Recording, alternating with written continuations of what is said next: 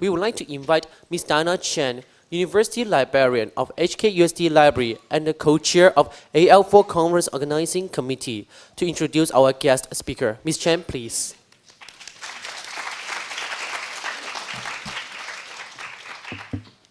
Good morning, everyone. I hope you enjoyed the dinner last night, and now we are back to business again this morning. I'm honored to introduce our guest speaker this morning, Mr. Davis Burkhardt. He's the Senior Manager and Head of our Sustainability Unit at HKUST. His topic this morning is aligning student learning with a sustainability mindset. Mr. Davis Burkhardt joined HKUST in 2013 as Senior Manager and Head of the university's Sustainability Unit. He was appointed in 2014 as a Joint Assistant Professor in the Division of the Environment. Mr. Burkhardt's charge is to facilitate the creation and implementation of a comprehensive sustainability master plan, focusing on reducing the university's environmental impacts, addressing and managing the risks that arise from climate change and resource scarcities, and preparing students for careers that will be shaped by an increasingly stressed planet. Mr. Burkhardt comes to HKUST after 8 years as the head of the Office of Sustainability at Johns Hopkins University. Presently, he is the chair of the Task Force on Sustainability Progress within the Hong Kong Sustainable Campus Consortia, and is an advisory board member of the Association for the Advancement of Sustainability in Higher Education. Let's welcome Davis.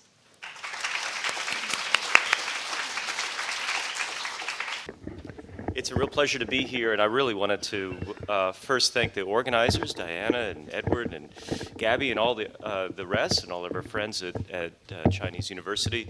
This is really thrilling for me because I'm the green guy, okay? I'm the sustainability guy. That's what they call me. What that usually means is I'm the person twisting people's arms, saying, wouldn't you like to do it this way? You know, can we try it a little bit differently? I have to admit that I really had nothing to do with this. This was the brainchild of the organizers. They took care of all of this. And I think that this is perhaps one of the themes that's coming through in this conference, is that all along the way, what I find is that libraries have actually been one step ahead. You know, when we start to think at the university level about how important student interaction and their ability to get together, we start to understand that, and we look over at the library and we see that you've already been doing things like library commons and these open spaces and these communal groups, and we say, oh, maybe we should learn something. And so I think it's thrilling, and it's great to be a part of this conference, especially knowing that the organizers and all of you here are actually leading the way in some of the very important parts. We get distracted quite often about things like climate change and recycling and the bins and the number of where they should go, and we forget that the fact is, as parts of universities, our real job is to educate our students, and we have to be good role models, and that comes first. So first of all, thank you for all of that. So let me tell you a little bit about the talk I'm going to give today. First of all, if you're new to Hong Kong, or if you haven't been here before, welcome. This is, as Diana said, this is my home now for the last 3 years. And this will give you a little bit of an indication of some of the challenges of sustainability in this beautiful city. As you can see, it's a gorgeous place. It's a vertical place. In fact, the statistic that I heard recently was that over 50% of people who live and work in Hong Kong live and work above the 15th floor, which is remarkable. I came from Baltimore, Maryland. I don't know if any of you have ever stopped by there. I don't even know if we have 15-floor buildings in Baltimore, but 50% of the people. Even after you die, you get stacked up. So everything is vertical. But it's also really distinguished by the mountains and water. We're surrounded by mountains and water. You can't go anywhere without hitting a mountain or stepping into water. In fact, if you're somewhere in Hong Kong and you're on flat land, it's probably been reclaimed, so you're standing on former place that had water. And so that's where we are today. We're in this beautiful setting.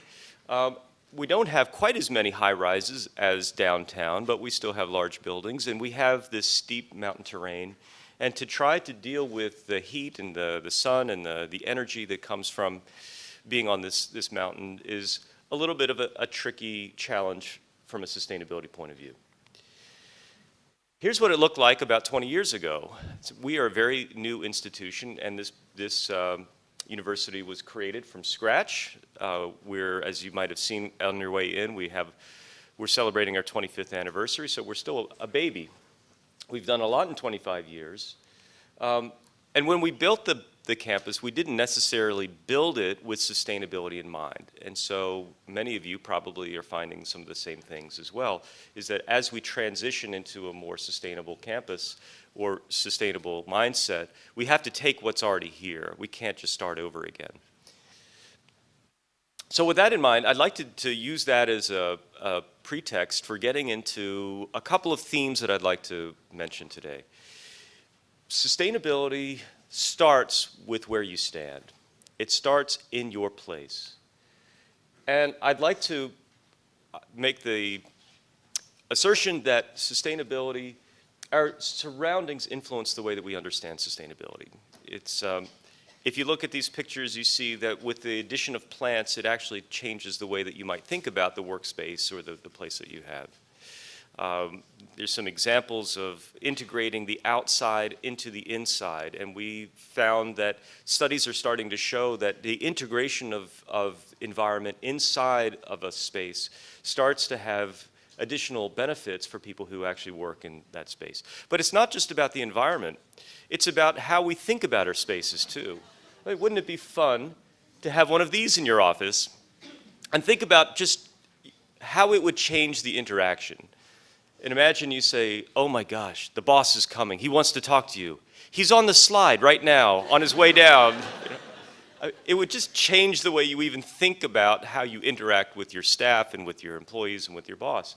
So the way that we have our spaces and the way that we design them changes the way that we think about how we interact with each other. And so I'm very proud that we have a gorgeous library. It's been renovated a number of times. There's an addition that was put in, and a lot of attention being put into taking advantage of the natural scenery and the beauty that we have here.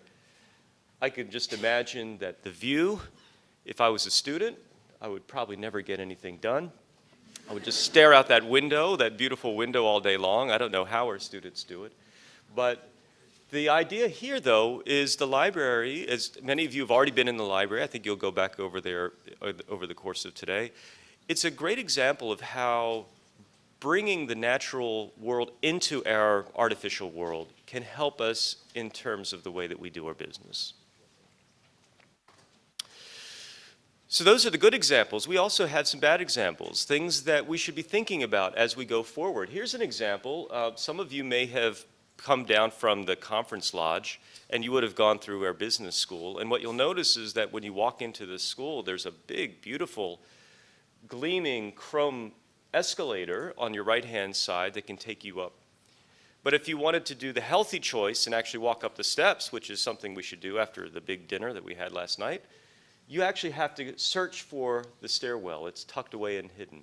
So these little design choices may seem small at the time, but they actually make a big difference in terms of how people react and interact within a space.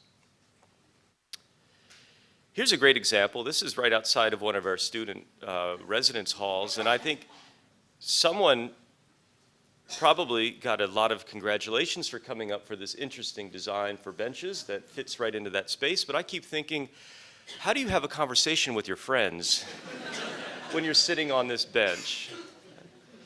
So thinking about not just the space, it has to look good, but it also has to be focused on human beings. If it's not focused on the way that we interact, then it's just not meeting our needs. So here's one of the conclusions I want to leave, and I'll come back to this in just a few minutes. But the sense of place is a vitally important thing not only to the way that we do our business, but the way that we think about sustainability, the way that we bring these kind of natural predilections into our lives, and it's an important place. And campuses are great starting points. Because we have the ability to change the surroundings of what we have, the surroundings have a strong influence on the way that we understand sustainability. They have an ability to influence our behavior, and like I just showed with those benches. It has an influence on our social lives, the way that we work together and the way that we interact. And campuses are perfect places to create these good examples of sustainable surroundings. And I think that I'm very happy with the way that the library is designed, because it has a lot of these great features, and we could go through those. So let me shift a little bit and talk about how does that align with the university mission. Well, all of us that are part of a university know that our missions may be worded just slightly different, but they all come back to the general theme of providing a platform for giving useful information, critical information, building skills and training for our students. That's really what we're here for. That's what we do. And all the things that are associated with the university all come back to that mission. So it's helpful to go back and think, well, what are the students like now? Well, students today are a little different than students were when I was in college. Today, 69% of students are actually considering things like your green campus when they make a decision which school to go to.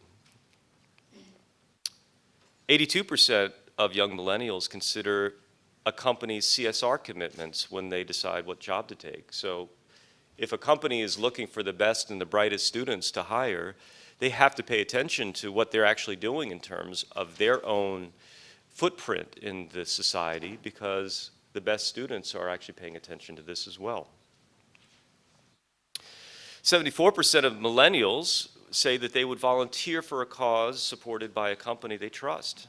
So we're seeing a lot more emphasis by young people in wanting to go out and be a positive change within the society.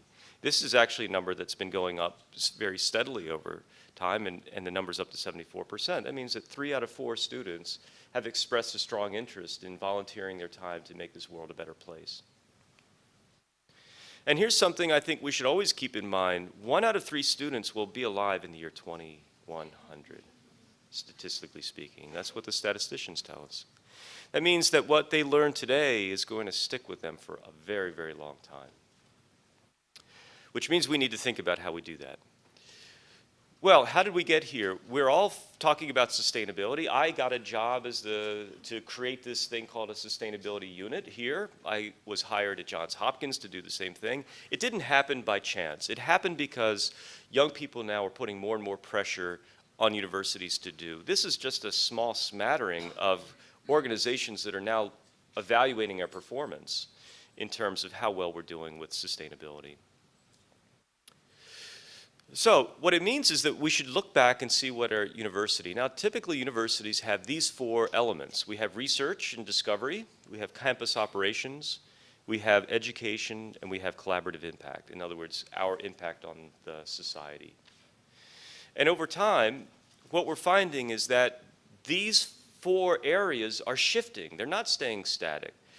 When I was in school, the operations, so let's say the facilities people and the campus service people, they did their job completely separately from education. That's not the case anymore. Today, students are getting experiential learning, and they're using our campus as part of that learning experience, which means that we need to not only train our students, we need to train our operational staff how to deal with students in ways that they've never known before. And research always used to be in the lab. Research is now pulling out of the lab now. We're actually doing research in society. We're doing it in the city. We're doing it on the campus. We're using our campus as part of that research. So these things are shifting around. And as these things are shifting, this is the place where we feel that sustainability can be an anchor to hold a lot of these things together. If we think of our universities as a learning laboratory in which every time a student is on the campus, walking through the campus, learning on the campus. Every part of that campus setting becomes part of the learning experience. And so all of these things kind of start to swirl together to show how it all works. So my second theme for today is that in terms of alignment, sustainability can play a role in generating experience that provide this learning platform, right? And it means that universities need to change rapidly. It means they need to be flexible, adaptable, and experiential learning is becoming much more important than just classroom learning. So finally, let me wrap up by talking about a little bit of research that we're doing in my office about how this all plays out. Let's see if we can test the results of this. We have a survey that we've put out to Hong Kong businesses, and we've been getting the results back. We're not finished yet, but we have enough data that we can start to show what we look at. And we had basically two premises. What advice would you give to a student if you were to encourage them to take the kinds of classes or learn the kinds of information that you think will last with them over the course of their career? And secondly, on a completely different side, what do you think is very important for your business? And what we're hoping for is that they would both be aligned, but we wanted to test that out. So we were looking at things like hard skills and soft skills. A hard skill may be something like knowing how to do financial accounting, something that you could learn. Soft skill would be more like communications, networking, general knowledge, and specific knowledge. So here's some of the results that we've been getting, and interestingly enough, what it says is that if we look at the value to the organization from low to high and the value to the student, we're glad to see that there's nothing up here. This would mean that there's some things that are very important to businesses, but we're not training students. So good, we're passing that test. And there's nothing in this quadrant which would say we keep training students to do certain things, but the business community is telling us we don't care about it. So we have a nice distribution, which is quite good. Here are the problem areas. This basically means that we're saying that these things are not so important to businesses and maybe they're not so important to students. Well, what are these? These are some of the hard skills that we were talking about. This is about financial analysis. This is about carbon accounting. Some things that from a sustainability point of view, this is a little hard to take. I mean, I would like to know that those things were a little bit more treated well. But the fact is they're not. They're coming at the hard skills. The things that you can train a student to do are typically at the bottom. So what are all these at the top? These are the winners. These are all the things that have to do with learn, soft skills, and experience. This is communication, being able to speak well, being able to articulate yourself. This is about having a general understanding of the world around you. It's about being flexible. The things that you don't necessarily learn in a classroom, but you learn from being on a campus. So here's what we asked the employers about: what do they see in their own staff members? What are the kinds of things that you find are the most important for you as you're evaluating your own staff members? And by far, almost 70% said inquisitiveness and willingness to learn new things. They didn't say, I want you to have a good, strong skill set in this type of information. They basically said, I want you to be able to change as we change. And then finally, we asked the employers as well, if you're hiring a new student, what are the things that you're looking for? And what we have here is the largest chunk is experience. We also have a fairly large chunk in terms of society, so basically being able to work with others. But look at this chunk right here. Strong academic record, 3%, barely even a blip. The learned soft skills and experience win out in all of these. So what is this telling us? The conclusion here, if we add this all up, it basically says that the experience is the most important part. What people learn in a classroom gets lost over time. And even if you kept what was in the classroom, once you get a job, you're going to be retrained anyway. What you need to be able to do is have good experiences so that when you have the opportunity to relearn something or be retrained. You have the experience to know how to do it. And so the question for a sustainability person like myself is, how do we better utilize our campus to be a part of that learning laboratory?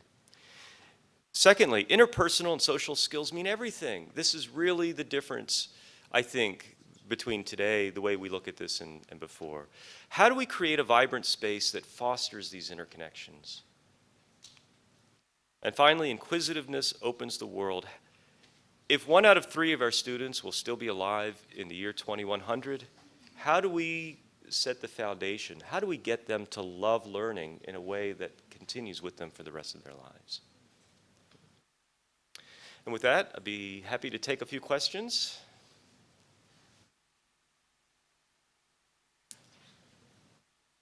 Yes.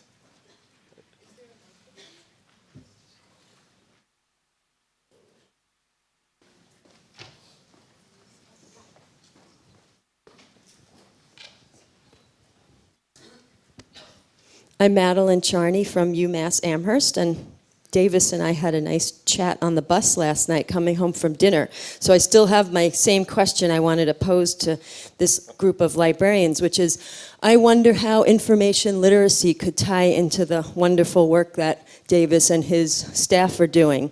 Because I see it, if you were ever to add some more questions and update this survey, what a wonderful opportunity to talk about research skills, which fall between soft and hard skills, as far as I understand it. Research is messy, it's ambiguous, it's a lifelong process, and when you talk about how to better use the campus resources, I hope librarians can team up with you and help you develop a question so that business owners can ponder the importance of future employees that understand how to search and evaluate and use authoritative information. I bet they would highly value that. They might not even think to ask that question of themselves. So that's not really a question. It's just, I don't know if anyone else wants to respond to that or if you have something to say. Well, I think that that's a great, we had a nice chat last night on the way back, and I agree, those are good questions that we should be thinking about. And I started by saying, okay, we started by saying that I feel that the libraries have always been one step ahead. If you look at this campus, what you see is there are really good, cozy group workspaces, and there's some very comfortable places where people can interact and communicate. And there are places where people can relax and just kind of decompress and take a little bit of a load off. And they're all in the library.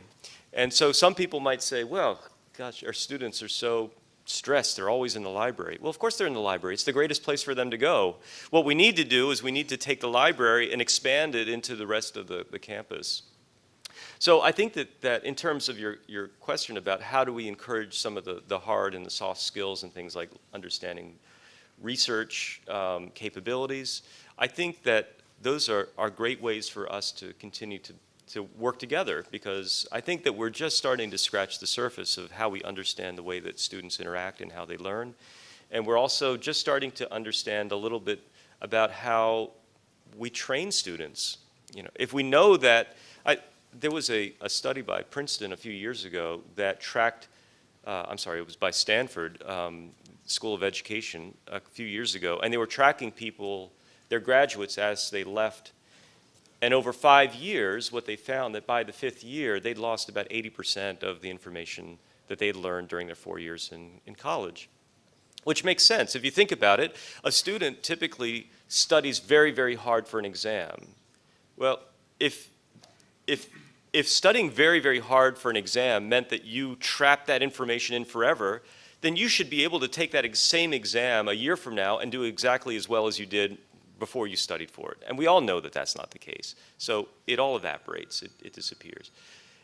But some things stick, and we don't always know what is it that sticks. But we have a good suspicion that things that stick are the kinds of information or skills that students learn from getting multiple stimulus.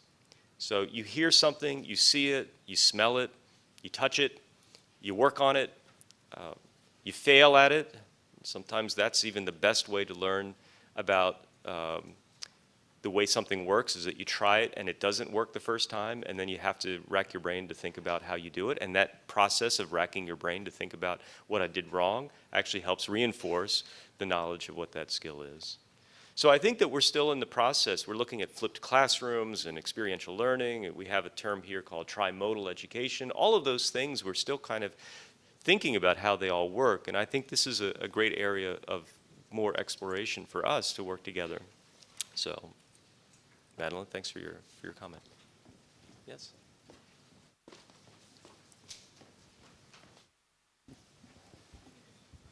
Hi, I'm just intrigued by your job title, and I wonder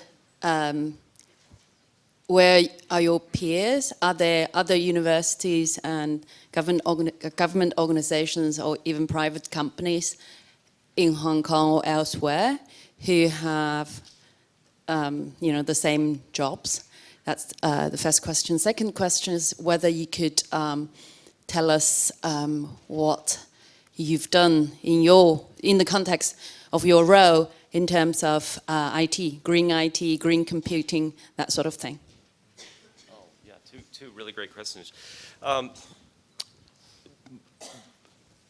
The answer to the first question is I think that many universities now have someone similar to me, and in many cases it is an office.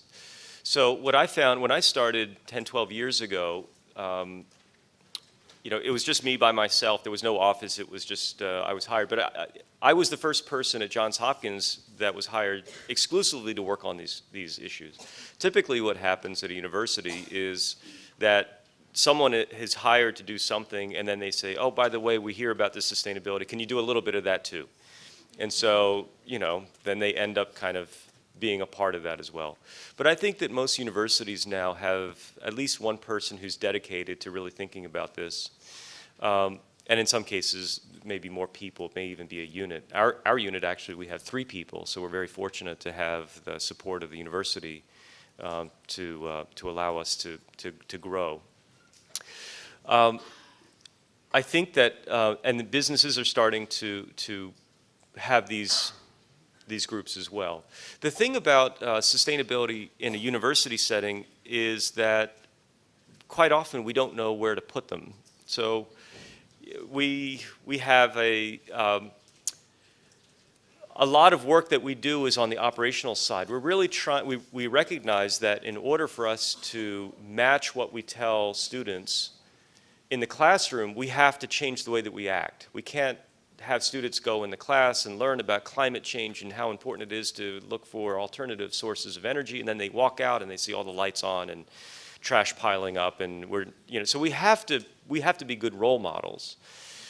So there's a real operational side, but there's a whole educational side as well. So at the universities, quite often it's not clear, should the sustainability group be in the operations part, should it be in the provost office. We're very fortunate. You saw yesterday our vice president for operations came in and gave a talk yesterday morning, and so we work with him on the operational side. So we report up through that branch of the university, but we also report up through the educational branch as well, through the provost office. And I think that gives us a little bit more leeway to show that both of these things really are connected. Okay, the second question about sustainable IT. IT is one of those issues that's a real conundrum for us sustainability people, because on one hand, we recognize that IT is going to save us in a lot of ways. We're able to get rid of a lot of printing because of IT. A lot of the digital subscriptions means that we don't have to have mounds and mounds of papers and journals and things like that. We know that processes can be streamlined because of IT. But at the same time, we also know that our computing appetites are growing at a level that's unprecedented. So we're going from very small little data centers to big data centers to huge data centers. We're all talking about big data. Well, big data means big processing, big energy. So we're we're still trying to figure this out. I think that IT, we recognize that sustainable IT is a part of the problem. It's also part of the solution, and we have to continue to work through that.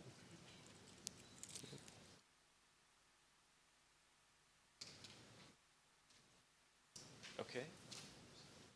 All right. Thank you very much. Thank you, Mr. Burkhardt. Please stay. May I now invite Ms. Chen to present a souvenir to Mr. Burkhardt. This souvenir is a notebook printed by HKUST Library. It contains 25 illustrations from the rare books in library's special collections. This is a special 25th anniversary souvenir.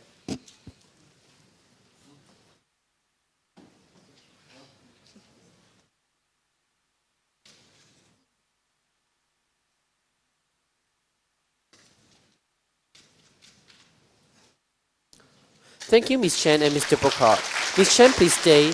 May we invite Ms. Chen to introduce our keynote speaker for the plenary session on sustainable technologies. Ms. Chen, please. Thank you, Davis, for sharing your insights with us on how to align our students' mindset on this topic.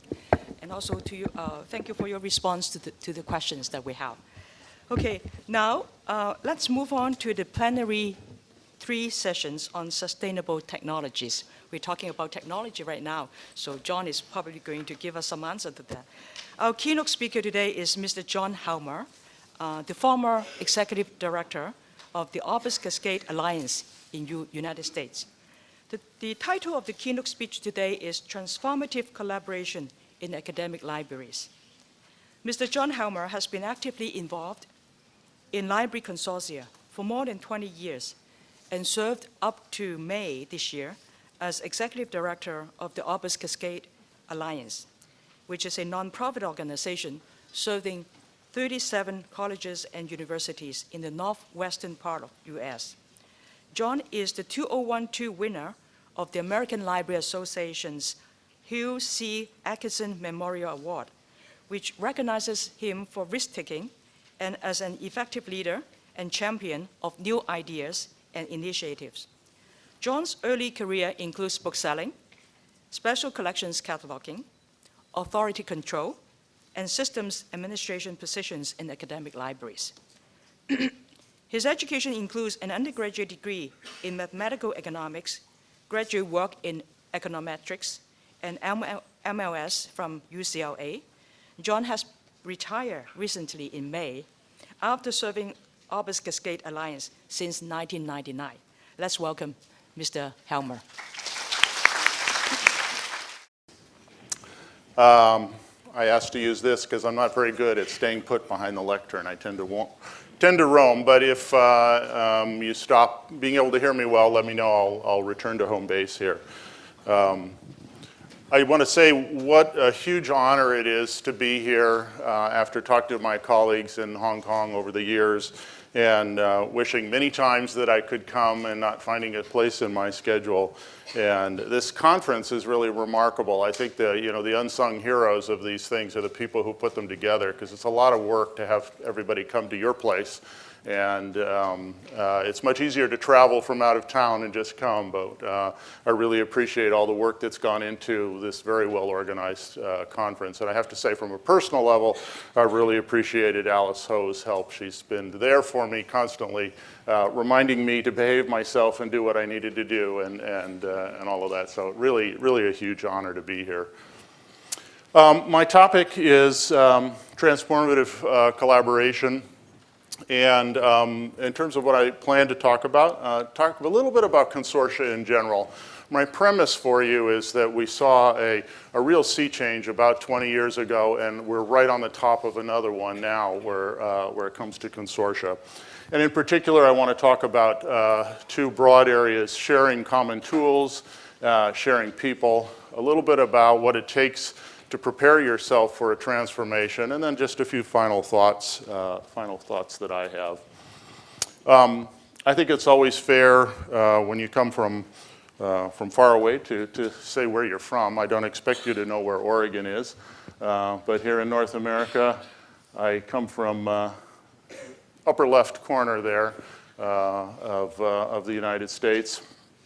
This is the part of the country known for Portland, Oregon, and Seattle. Talk about a place that's sold on sustainability. I mean, Portland, Oregon is really the home of organic, locally produced produce and sort of really an obsession with green technology, really in a good way. I don't know how many of you have ever seen the program Portlandia, whether that's made it here in terms of that sort of obsessive culture, but in many ways it's that show. I'm often asked if Portland's really like that, and I usually say that, you know, basically Portlandia is a documentary. It's that's the way the place really is. And then of course there's Seattle, home of our nation's, our maybe part of our world's obsession with coffee, and a wonderful place of innovation too. Well, I have to say on a personal level, and Davis mentioned how important the sense of place is, and I'm a big believer in that. I'm really a creature of the western part of the United States. And I actually come from a little town south of Portland called Eugene, Oregon. And if you know anything about Eugene, Eugene's famous for being the place where the hippies went to retire. And this is really what it's like. This is actually a picture from our recent staff retreat, and I'm up there with this stick. You can see the gray hair, and actually that's Ken Kesey up there, one of our local heroes. But I mention this in part because truly it does flavor who I am and how we see things in the Northwest and our approach, and I think that sense of place, that culture really does say something about what we're doing, what we're trying to do. And I'll come back and talk a little bit, of course, about my consortium a little later in my presentation, but this gives you a little sense of where I come from. So I think, you know, moving on to my topic at hand, I think it's really important to think about where we have come from as consortia. And if you look at what happened about 25 years ago, there was this huge sort of sea change, and a lot of existing consortia started new projects, and a lot of new consortia were created. And it was because of technological and cultural things going on at the time. And I've listed some of them here. It's hard to remember now, but partly what happened at that time was that the internet went from being something we kind of used but you couldn't depend on to being a real production environment. That we really had something we could count on there. Similarly, you know, I don't know how many of you remember when we used to try to distribute these clients, the specialized clients, to work in a client-server environment. And now suddenly everybody had already on their computer a wonderful universal client, the web browser. We saw the electronic resources move on from local on into the cloud. I mean, we didn't call it cloud computing then, but that's essentially what we were doing even back then. And that opened up a whole new business market for a way to market electronic resources. And then you saw changes in interlibrary loan and moving more towards a patron-driven model. So these are some of the factors. And then as some of the other speakers have mentioned in the conference, we had even back then these huge economic pressures. The pressures we see today are even greater. But even then, the need to do more with our dollar, to prove our return on investment was huge then. And the expectations of students and faculty were constantly rising. And so we had that demand that we needed to meet as well. The reason I mention this is that these are all factors that were coming together then, and we have another period now where we have a number of things coming together, and I think we really have the opportunity to have the kind of revolution we did 20 years ago, 25 years ago. But it leads me to ask, given that background, how bold are we today? I tend to conflate the concepts of bold collaboration or deep collaboration or radical collaboration. And these consortia that had their real growth in the 90s and on in today, how bold are they? And I think by and large, when you look around, they are not going as deep as they could. You see a lot of a lot of consortia that really pride themselves on opt-in, opt-out. So nobody has to do everything. You just sort of pick and choose. That you have a kind of a shallow relationship around purchasing products together, what's often called a buying club. That we emphasize the ways in which we're different, that we're special. A funny thing to talk about in Hong Kong today, but that concept of everybody being a special snowflake. There's not much chance of any snowflakes out there today, but that idea that we're all so different, which we are, but if you emphasize the differences, you miss the commonalities. And then I think the worst of it is really the fact that it's been very exciting to do all new things, to bring new products to libraries, new services, but they've all been additive. They've required new dollars time and time again, and what we've been not very good at is looking at legacy operations and saying, we need to face up to the things we have done for a long time and think about how we do those. So very seldom have we really gone to the difficult effort of challenging the status quo. And I think where we are now is really because of shared tools and shared people and the increased economic pressures that we're all facing, we're really in a different era now where more and more consortia are looking to pursue a sort of a bolder form of collaboration. Valerie Horton, one of my colleagues, wrote something not so long ago talking about deep collaboration, which calls for substantial levels of commitment, common goals, mutually beneficial goals. And that's the sort of thing we're thinking about here. So what would it mean to go farther, to take it to the next level?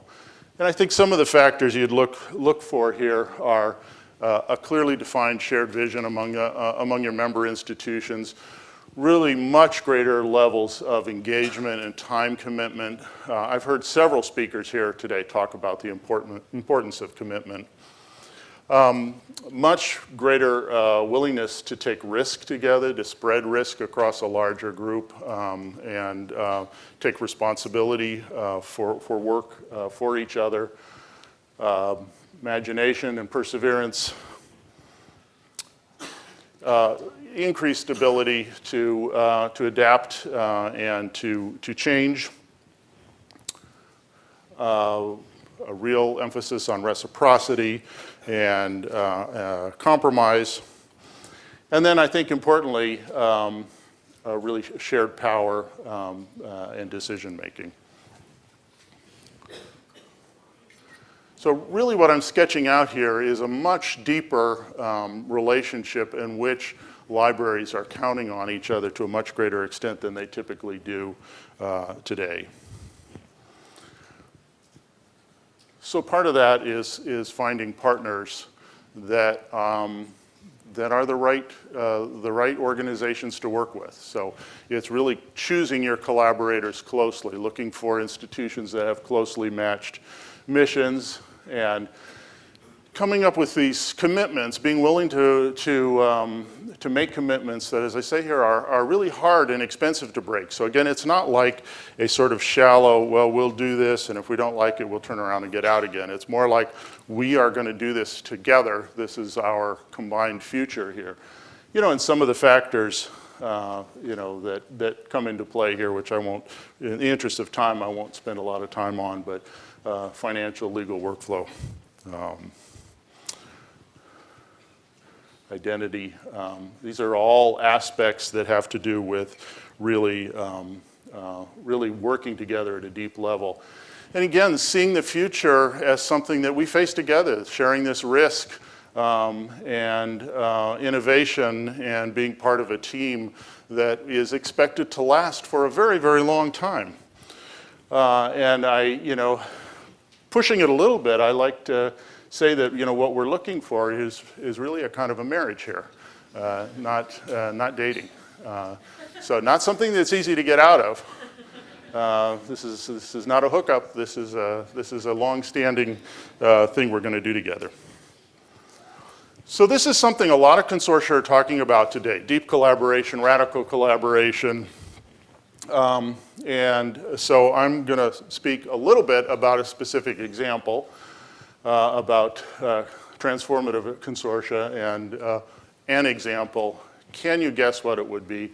Well, of course, you invite the former executive director of the Alliance. That's what I'm likely to talk about. So I'm going to talk about a little bit about the Orbis Cascade Alliance as an example. I think it's important to say, I'm very active in the group, the International Coalition of Library Consortia, and we remind ourselves again and again that all consortia are different. We come from different backgrounds, funding sources, missions, cultures. So yes, we're all different. We're all those special snowflakes, if you will, but there are also commonalities. So I'm not telling you this is what you should do. I'm saying these are some themes that you might draw on within the groups you work with. So a little bit about the Alliance. There's a whole bunch of stuff that we do that I'm not going to talk about at all. So we license databases. We license e-journals. We have a demand-driven ebook project. I think we license something like 100 products for about 100 libraries because we work with non-member libraries as well. We have an archives and special collections project called Archives West that's based on the EAD encoding standard. We have a distributed print repository. We run courier service for 3 states, and we also have just recently agreed to become the service hub for DPLA. That is the focal point for DPLA for 3 states, for Oregon, Washington, and Idaho. All things I'm not going to say anything more about than I just have unless you ask me later and want to hear more about them. So what I'm really going to do is talk about 2 sort of uber themes for us, which are shared tools and shared people. And more specifically, in the area of shared tools, our project to share an integrated library system, a concept that should be very familiar to JULAC these days.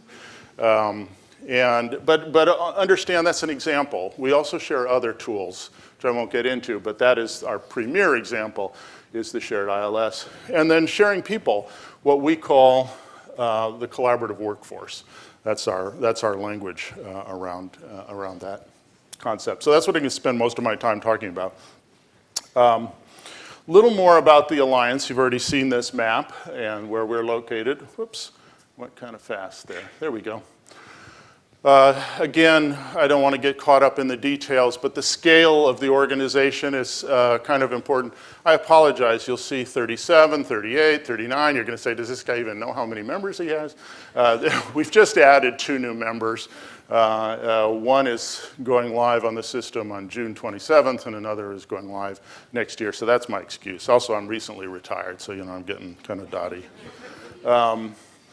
So that gives you a little bit of snapshot of the organization. And the things I'm talking about are really about what that core governing membership does, the 38, 39 members of the Alliance. We also serve museums, archives, historical societies, do a bunch of things in 7 western states, the serving 280 part of that. Not really talking about that part of what we do, but of course it's important. A little bit about the membership. We're all academic, but within that, quite a bit of diversity. And there's a lot of ways to look at diversity, a lot of measures. I've just chosen one, which is the student FTE, so full-time equivalent. How many students do our members have? So what you see is a very long tail here of institutions with under 5,000, under 10,000 students, and then a couple of really big ones. Biggest institution is the University of Washington, with about 45,000 students. So the short version is we have all of the public universities in Oregon and Washington, most of the major independent colleges, and then the larger community colleges. So we have 2-year institutions, small liberal arts colleges, religious organizations, large research institutions. So yes, we're all academic. Yes, we're all in the Northwest, but there's quite a bit of diversity within that realm. So let's talk about these 2 things, the shared ILS and the shared workflows. So I think the shared ILS it's really important to always go back and say, why? Why did we do this? Why did we go there? And I think the important thing to know there is really, not to sound too simple, but it was not an end in itself. We did not wake up one morning and say, well, what are we going to do? I know, it would be fun to share an ILS. Boy, that sounds like a great time. It really came from years and years of trying to do work together. And so our previous environment, every member had their own system. Most of them were III. There was one Voyager, one Evergreen, but mostly III. So everybody had their own system, their own server, their own implementation with coding differences. And so when we tried to do something together, it was really a bear. I mean, we tried to do things like load records for a shared ebook project and loading them across 30 some odd institutions. In one case, we even had one institution that had 2 ILSs, they had one for their law school and one for their main school. These things were just showstoppers for us. So we had groups coming back to us continually and saying the things we're trying to do, we can't do. They're just too hard in this environment. So it's partly came from that. That was probably the spark. But then we also were recognizing that it really seemed irresponsible to have gone 20 years, 25 years without looking at the marketplace and looking at what's out there. So part of the picture is also, because of the past. So the systems that we were on, in particular the III system, were great for their time, but they were created at a time of limited bandwidth, expensive storage, lack of standardized communication, and they were good for their time, but they really were being quite limiting. Our ability to innovate, integrate with other systems, extract data, analytics, that sort of thing, we were very unhappy with that. We were also seeing that our students were increasingly feeling like this was not a great, rewarding experience. The vendors themselves have told us, at the time we were looking, by the way, that they're having trouble attracting staff, speaking of, commercial enterprises looking for students. And why? Well, how many students want to graduate with their wonderful high-tech skills and work on a system that's older than they are? I mean, literally older than they are. When you lift the lid and you look at what's under there, you're asking people to work on something that's very out of date. And I think that's a problem for libraries, too. Do you want to work on, do bright systems, technically oriented people want to work on a system that's older than they are? We also looked at the cost aspects of this, and without getting into the details, we did quite a substantial total cost of ownership study. Not just about maintenance fees, but what about all the ancillary products? You've got ERM, you've got open URL resolvers, you've got discovery systems, you've got depreciation on servers, you've got all this stuff that's pretty expensive. And we looked at those numbers and we said, well, I don't know what else is out there at this time, but boy, we think we could do something better. So it was also about the future. We could see, again, the expectations of faculty, of students on the rise, just as they were in the past.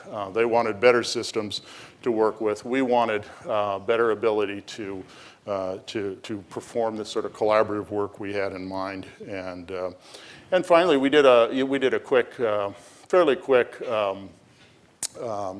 RFI just to test the marketplace out. And we happened to hit it just at that point where all these new products were appearing. So Alma and WMS and Entoda and Sierra and all these things were coming on the market. Some of them didn't exist when we issued on our RFI, but by the time it came in, new products had been announced. So the future looked very promising too. So that's really kind of what drove us in that direction. In terms of this project, I would say this might be my most important slide. And the reason I say that is that I think people look at what we've done and they tend to think, wow, that's kind of a big, complex project. I don't see, some consortia say, I don't see that is really something we can do. But I think it's important to recognize that we chose to take on a lot of things at once in a way, what I call 5 big projects at once. So what were those 5? The first is the decision to move from a legacy system to next generation. We said, We don't think we're going to go through all this disruption just to have a shared use of a legacy system. If we're going to do this, if we're going to do this big disruptive project, we're going to move on to a next-gen system, something that is greenfield, written from the ground up, gives us a clean start. So that's big. Moving from, in our initial implementation was with 37 members, moving from 37 to 1. So that's huge. I mean, going from everybody having their own system, their own server, their own set of products to a single implementation, even if we stuck with a legacy system, that would be big. In many ways, that might be the biggest game changer for us, is to just say we're committed to doing this together. The other is shared discovery. So we could have done just the backroom management side of things and not worked on discovery. And I won't take the time today, but I will say that discovery has traditionally been one of the most difficult aspects for us. And I think the reason is because librarians are so attuned to serving their students and faculty well that they really feel the pain when their outwardly facing systems aren't quite what they want them to be. So there's a lot of pressure on the area of shared discovery. And we had never done discovery together before, so this was a big thing to say we're going to do that too. The other was we decided we were willing to jump into the market pretty early. And now, did we really know what we were getting into? I don't know. But we knew we wanted to jump in there and really help a vendor develop a product. So we were willing to go pretty early. So that's a big decision in itself. And then this collaborative workforce, which I'll get to. So there are other consortia out there. Some of them are doing one or two or some aspect of this. But we're really doing all of these at the same time. A little bit about the timeline, and I'm not going to run through this in great detail, but the thing to note is that the roots that go back to 2008, and even before that in terms of more informal discussions, on through our kickoff meeting in January 2013. I hear you have a kickoff meeting coming to this area, coming to a theater near you very soon. And then we went live in July of 13. Our project was divided into 4 cohorts. At the time, it was felt you really needed to divide the project up in that way. Today, it'd be more common to all go at once. But so we did a quarter of the members every 6 months, and that first cohort included the University of Washington, our biggest library. And that's a pretty gutsy decision. There are reasons we did that. Again, I won't take the time now, except it's part of a concept we call front-loading the messiness, which is to say, if you're going to hit something difficult, let's get it right up front. Let's not sail along thinking everything's fine and then hit that iceberg. Let's look at the iceberg right from the start. So that's a project, long, 2 years to get everybody on the same page, and then and along the way we helped create a new resource sharing system, and then we went live, all 37 members, and boy, was that exciting. We did it. I've been using this little girl for a number of years now. She's sort of my avatar. You can see the similar appearance, I like her. And then since implementation, I have a new avatar, which I like to use, which is, so this is us up on our new skates of Alma and Primo. Of course, what I haven't said is what happens shortly after you stand up on your new skates, but I don't want to push the metaphor that far. So I'll say a few more words about the shared ILS, but that in essence is the shared tool initiative.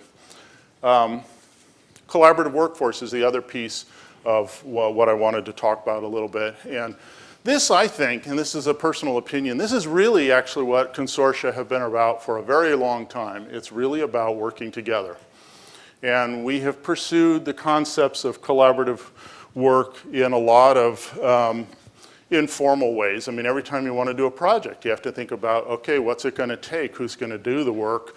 You know, am I going to do it? Are you going to do it? Are we going to hire a vendor? So you make those decisions all the time. And at least in our case, I think we've done that in a good way, but a fairly ad hoc way for, you know, decades.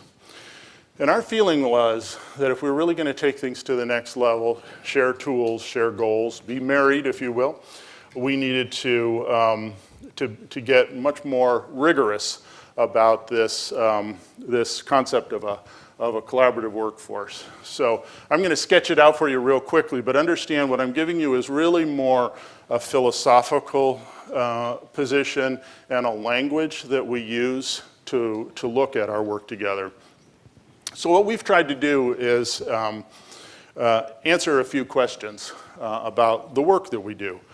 You know, when is work done by consortium staff, people like me until I retired, and the people who work for me? When is the work done, oops, there we go, by library staff as part of membership expectations for contributing their time? So if you're part of the consortium, you're going to work for it, you're going to do some things without being compensated. What is that expectation of contributed time?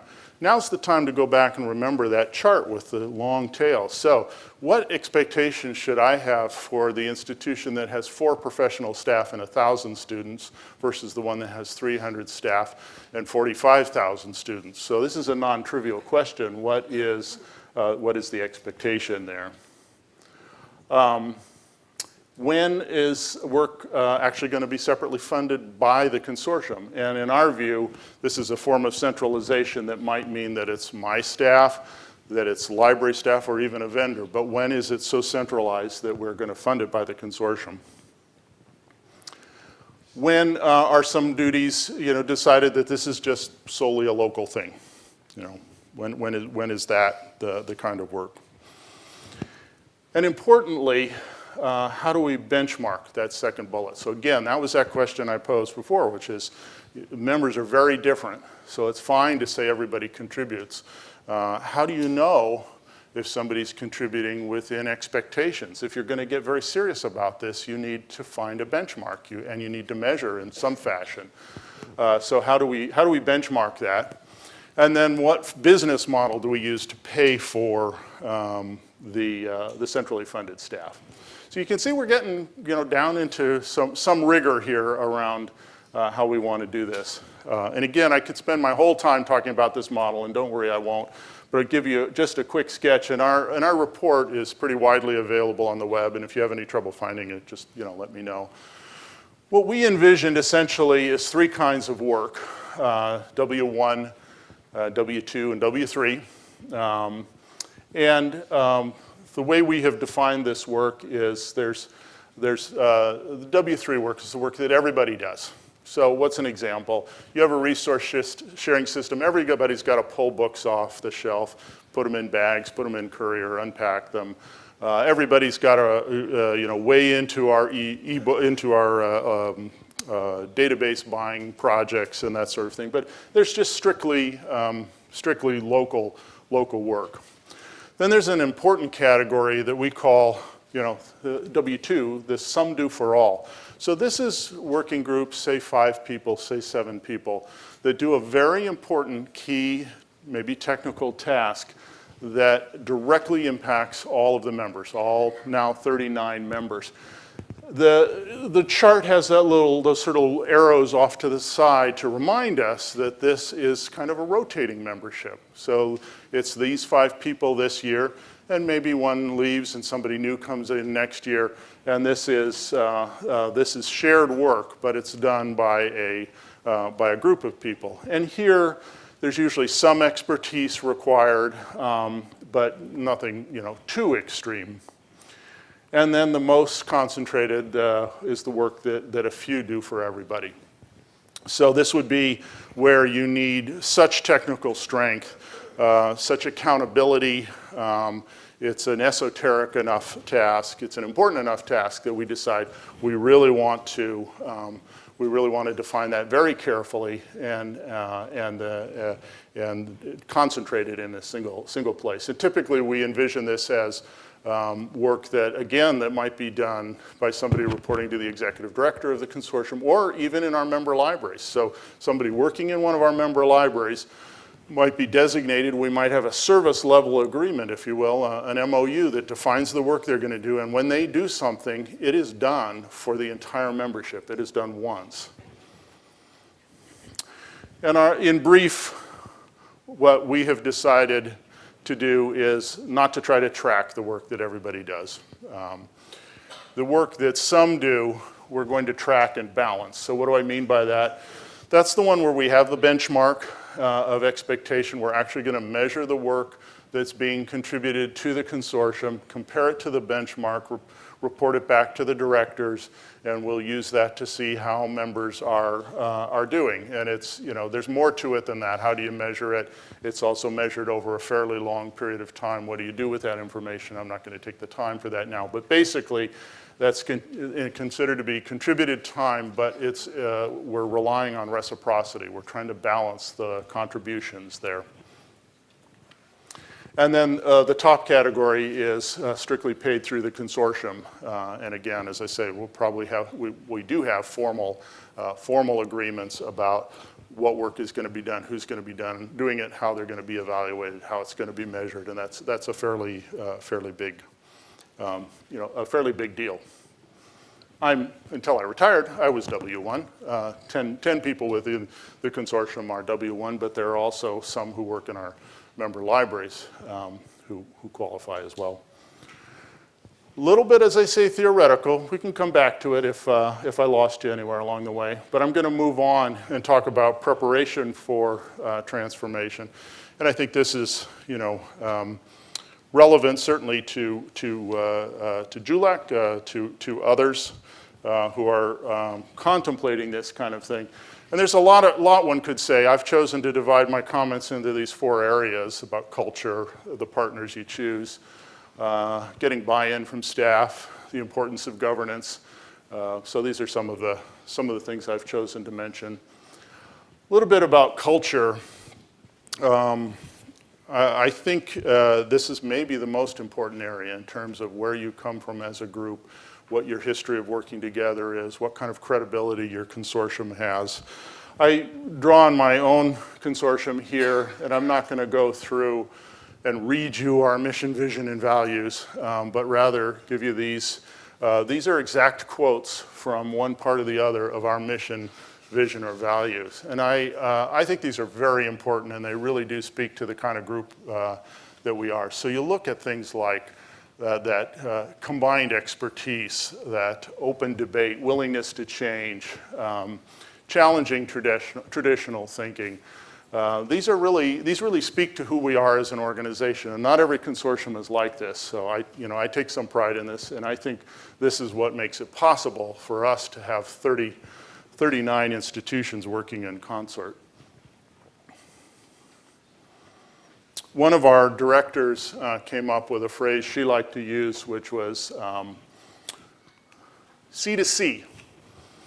So what does C to C means? It means collaborate in order to customize, or in a little more detail, do things together where we are substantially the same in order to free up resources so that members can realize the ways in which they're unique. So they really have the resources to pursue the ways in which they're unique. So we're not trying to become some monolithic thing that is all the same. But we do know, and we can have differences about where are we substantially the same. Whoa, that's a loaded word. That's a tough one. But we know, really, there's a lot of commonality among our institutions. And so let's do things together where we're substantially the same in order to free up resources. And why do we want to free up those resources? Again, members are different. They have different things they want to accomplish.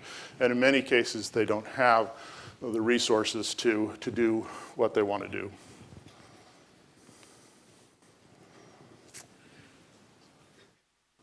There we go. a little bit about our strategic agenda. This is on the web. You can go read the whole thing if you like. I know you're disappointed that I'm not going to read the strategic agenda to you. Sorry, just no time. But I will point out a piece of it that I really like. Work smart is one of our first categories there. And this in particular is a phrase here. We had one of our member libraries actually print up broadsides that say that on it, that were distributed among the member institutions. So we come back to this very often. It's a little simplistic, of course, but we want to do things once. We want to do them the same way, the standardized ways, and we want to do things together. So that's the way we're looking at the culture of the organization. And there's more in the strategic agenda there that is probably worth reading.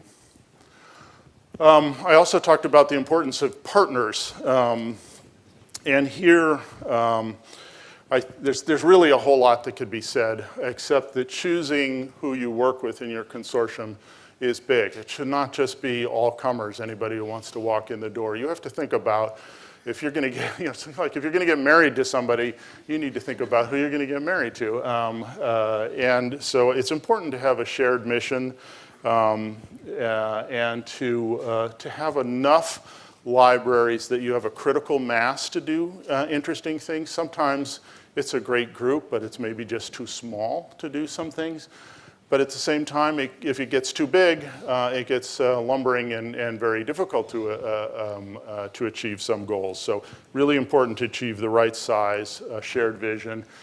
Geographic dispersal is still, you would think today with all the virtual technologies and conferencing and all of that was not a factor. But I think that ability to get together face to face is huge. Those soft skills and the commitments that are built through personal relationships. I mean, we talk about technology and money all the time, but boy, give me good personal relationships over all the rest of that, and we can accomplish almost anything with, consumer technology off the shelf and very little money if you have people who want to do things together.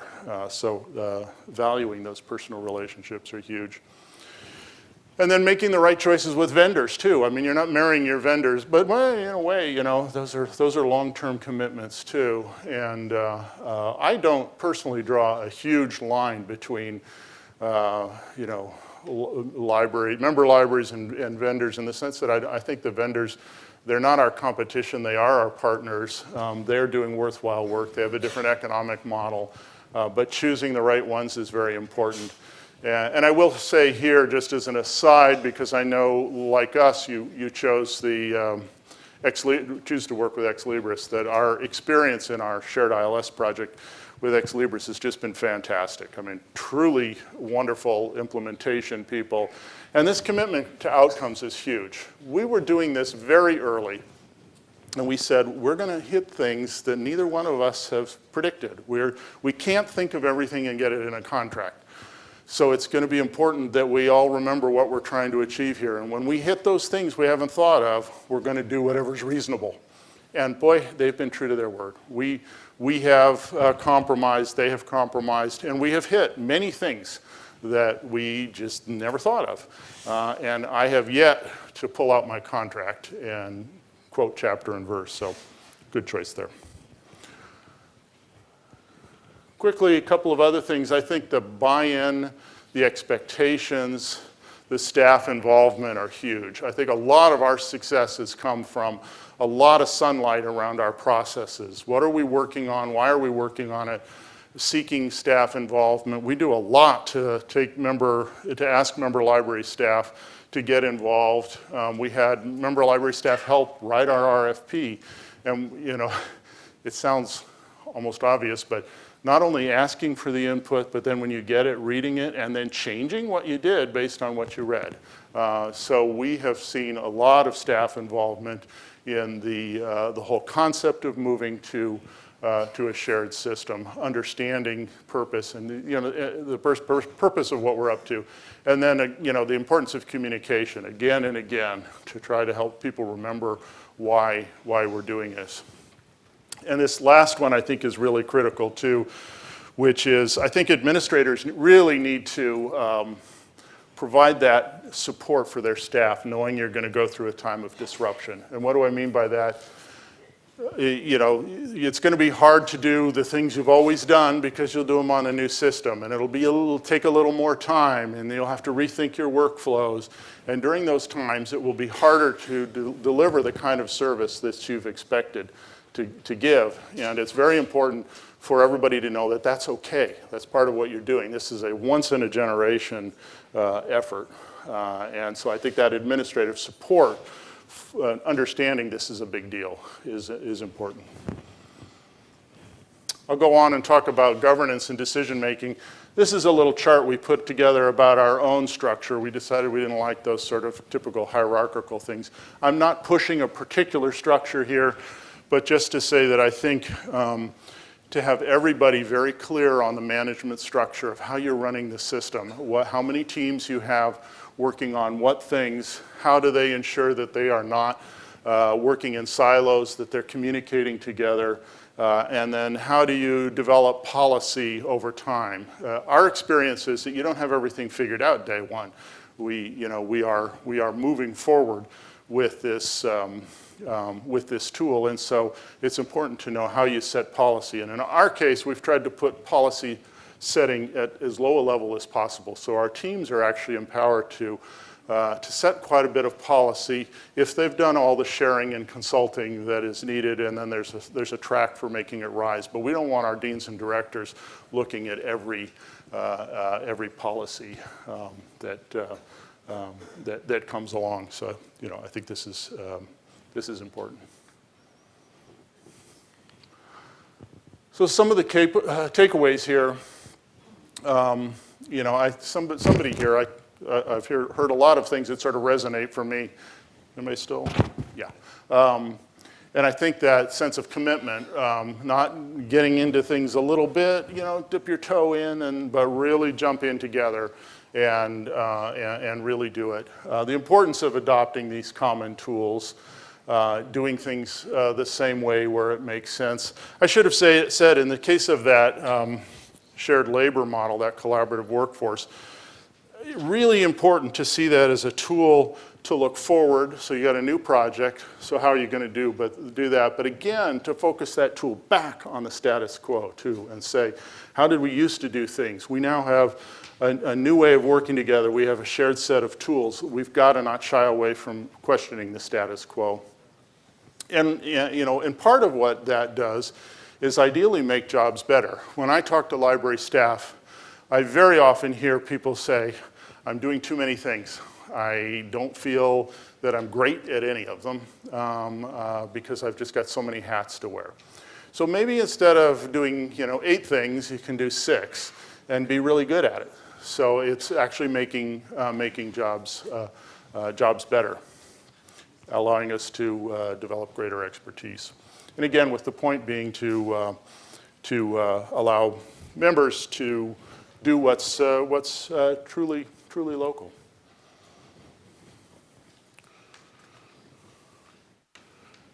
So as I wind up what I have to tell you, I have a couple more thoughts here. I think if you really boil it down, the transformation that we've been undergoing is really to try to take 39 separate institutions, again, private, public, large, small, et cetera, with a shared mission and relationships, and really adopt a common set of tools. The shared ILS is the most important, but we also use some of the same archival management systems in other areas as well. So adopt a common set of tools, a cloud-based set of tools. So one set of tools, also one collection. We have long thought in terms of we are building a collection across these 39 institutions, whether physical or electronic, that is coordinated in a way that everybody can use and that we increasingly think of as one collection. And then importantly, one workforce. So how can we envision our work as something that we all do together, again, so that a person in Library A can do something and 39 others or 38 others don't have to do it, and various versions of that. And as I think about, being at this conference has been really great, and as I think about what JULAC faces in particular, I think your timing is outstanding, and your composition of your group and the culture and all the things that I've been talking about. You look at the Alliance, look at my organization, we've done a great job, but we did our work starting in 2013. That was 4 years ago when we went live, and the product has developed a lot since then. So we had to do things a lot in the dark, and you'll know a lot more about what's, how the system works. The documentation is much better. We did it with 37 members. Some of our members are as much as 500 miles apart. What's that, 800 kilometers?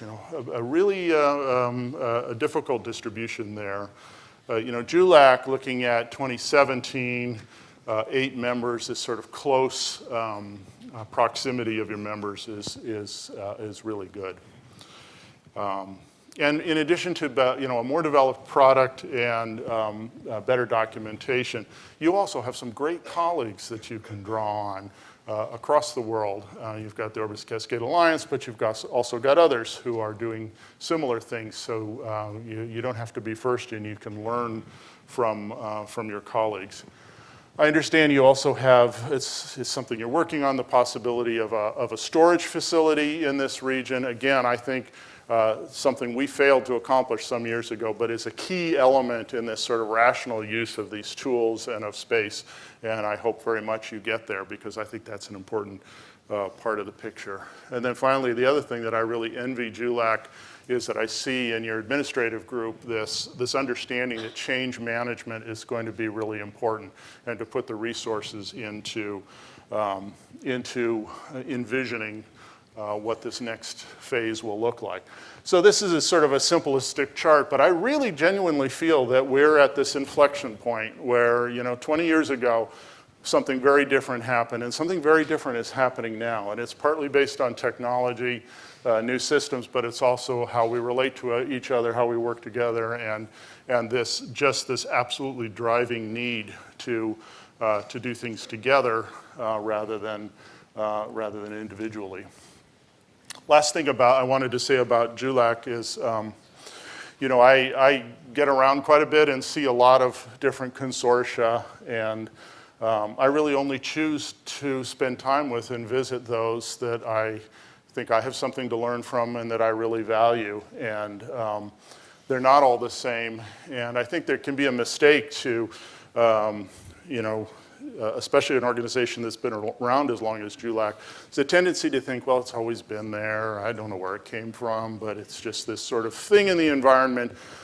Really, I think consortia are pretty fragile, and they're based on personal relationships, they're based on your willingness to work and make that commitment to your colleagues. So it's incumbent on all of you to help JULAC move to the next level and to recreate the organization, because you have a great thing right in your own backyard, and I encourage you to value it. Last thing I have to share is this concept and this picture, which actually Ex Libris brought to us at the beginning of our project. And this has become something that we've sort of used throughout the project. And this is how we felt. It's exciting, it's a little bit scary, we're right on the edge of doing something new. But I tell you, the real plus is, and speaking from a consortial perspective, is we all have people in our member institutions who are phenomenally ambitious, and they want to do exciting things. I mean, what do you want to do with your career? You want to just do same old, same old? If you do something that excites people, even if it's a little bit scary, people come out of the woodwork. I mean, we have to turn them away in the Orbis Cascade Alliance. Serving on our teams is highly competitive, and great people come forward. And again, it excites the staff. It's something that they want to do. And you know, to my mind, what I've seen here at this conference, this describes you as well. So, with that, thank you.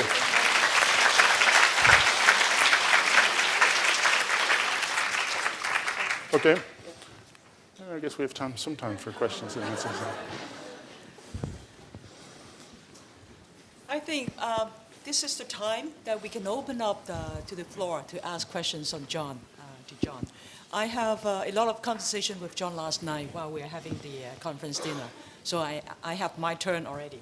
So, any questions? We could entertain a couple. I got somebody over there.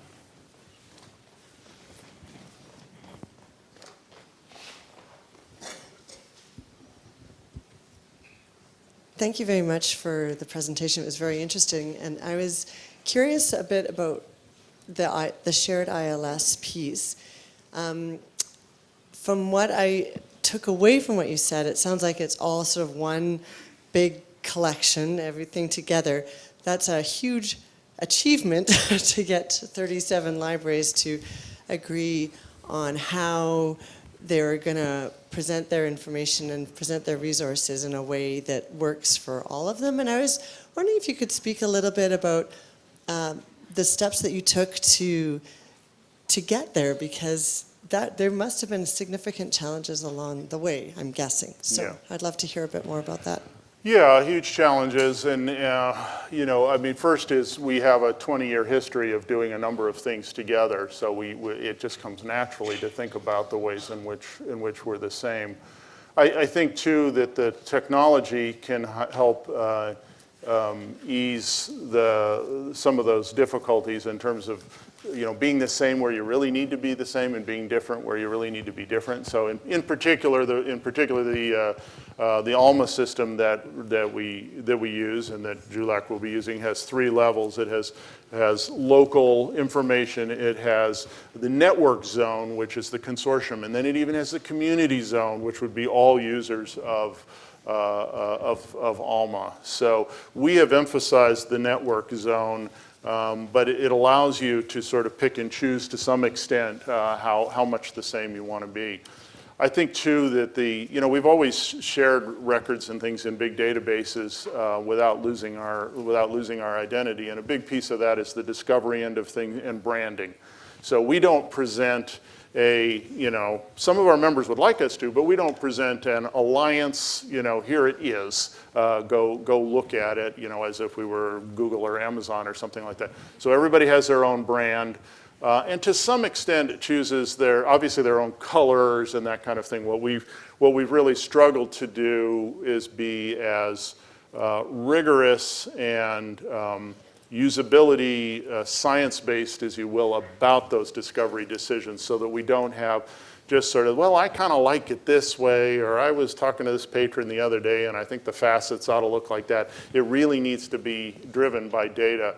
So the underlying structure is something that we share together, and that has to do with running the Primo back office together, working on norm rules together, and things that the system may look fairly different member to member, and they preserve their identity, but you know, it's actually a lot of commonality in the back. So again, the technology, I think, can help balance that so that you're the same where it's important, but also allows you to be different. I think because of time, we could entertain one more question.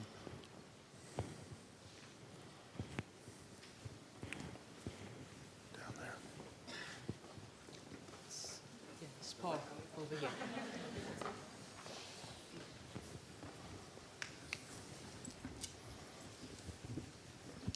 Thank you.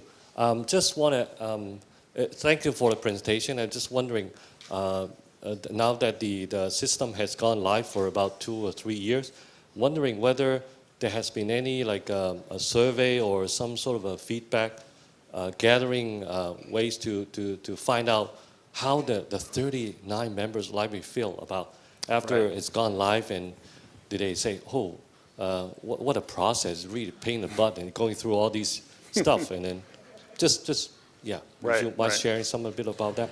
Yeah, it's a very important question, and I have to say I think it's something, assessment is a topic and an important concept that has been somewhat slow to become more rigorous in this organization. So, what is the impact of what we've done here? In some ways, we've lost the ability to measure some of that. And I'll give you a quick example. When we first had the vote to migrate and to choose Ex Libris, it was a unanimous vote, which is pretty remarkable in itself, to get 37 yeses. That's a big achievement. At the break after that vote, I had one of the directors come to me and say, you know, Fred, my systems person is retiring, and I'm now going to hire a different kind of person than I did before. And that's important. I say that's important because that was even at the point of making a decision. So, and that's an important impact that we will never be able to measure. And a huge number of decisions like that have come along. In terms of the happiness of the staff, you know, you can hear everything from people who think this is great to people who think this is, you know, this was awful. It certainly was a huge disruptive sea change for us. So I think the staff is somewhat exhausted at this point. Again, for JULAC, I would remind you, we started this, 4 years ago. So you're in a much better position. But to more directly answer your question, we don't have a rigorous effort underway yet to say, you know, what do you think? What did we get? Are we there yet? We're approaching that in part because we want to compare our results where we are now to what our RFP said. Our RFP was very outcomes based. It said, we want these functions to be accomplished. You know, did we get there or did we not get there? And we are certainly working on that. But in a sense, I think my answer to you is no. We don't know that data. I think it's something we should have planned before we implemented. If it was something we really wanted to accomplish, and even then, it would be difficult to capture all the elements of it. Well, thank you for all the advice that John has given us, especially to JULAC. I was actually discussing with John and also with Louise this morning, and also with Davis, that this week is a very exciting week for JULAC, because on Tuesday we received confirmation from HKUST. HKUST is the Council of the 8 Universities President to endorse the request that we have requested them. So they have given us money to go ahead with this project, to hire 2 extra people to help us. And then yesterday, even at lunchtime, the library directors gathered together to talk about some of the terms that we have to sign with the vendor. And there are some terms that we're still not happy with. And then, as a result of the meeting, we say we want to remove this or modify this. And then at the end of the conference, I think in the middle of it, we received email that, they agree. And then, so today, as of now, I think one institution has already signed it. Is that true, Linda? Yes. Okay, yeah, I did not check the email. So the kickoff meeting coming up on Tuesday is going to be proceeding. So that means JULAC is going to move ahead, just like what the Cascade Alliance is working for the last 2 or 3 years. So I think this is a good piece of news to all the JULAC members, and then there is going to be hard work ahead of us in the next 10 months or next 1 year. We will be working like crazy, but bold and not boring. Okay, thank you very much. Well done. Thank you, John. You bet. Thank you, Mr. Elmer and Ms. Chen. Please stay. May I invite Ms. Chen to present a souvenir to Mr. Elmer.